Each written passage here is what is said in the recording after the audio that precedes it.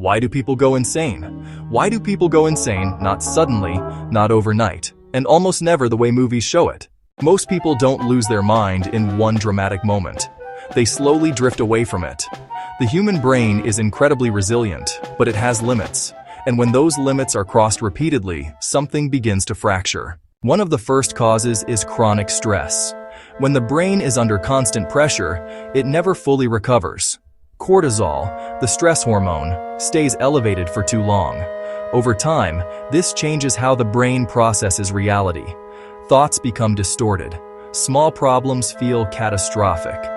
The mind starts living in survival mode, even when there is no danger. Another powerful factor is sleep deprivation. Sleep is not rest, it is repair. Without it, the brain cannot organize memories, emotions, or logic. After days or weeks of poor sleep, people begin to hallucinate, misinterpret faces, hear voices, or feel disconnected from their own body. Reality becomes unstable. Then, there is emotional repression. Many people are taught to hide pain, anger, fear, and grief. But emotions don't disappear when ignored. They accumulate. They build pressure internally. Eventually, the mind creates irrational thoughts or behaviors as a way to release what was never expressed. Trauma is another major trigger. When someone experiences intense fear, loss, or helplessness, the brain rewires itself to protect them.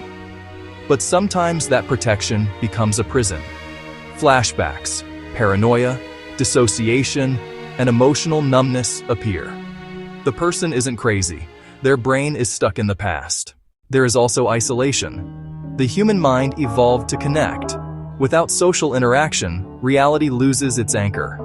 Loneliness can distort perception, amplify negative thoughts, and make the mind turn against itself.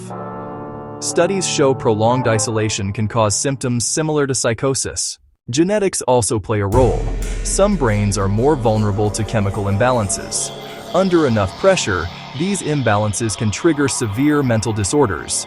But genetics alone rarely cause insanity. Environment activates it. Perhaps the most dangerous factor is losing meaning.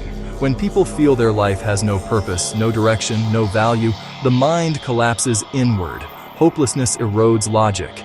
Despair feeds irrational thinking. The brain searches for explanations, even false ones, just to survive. So why do people go insane? Because the mind was pushed beyond what it could safely endure. Because pain went unheard. Because stress went unresolved. Because reality became too heavy to process. And here's the truth most people don't realize. Mental breakdown is not weakness, it's a warning signal. A signal that the mind needs care, rest, connection, and meaning. Understanding this doesn't just explain insanity, it helps prevent it. Because the strongest minds are not the ones that never break, but the ones that learn when to stop before they do.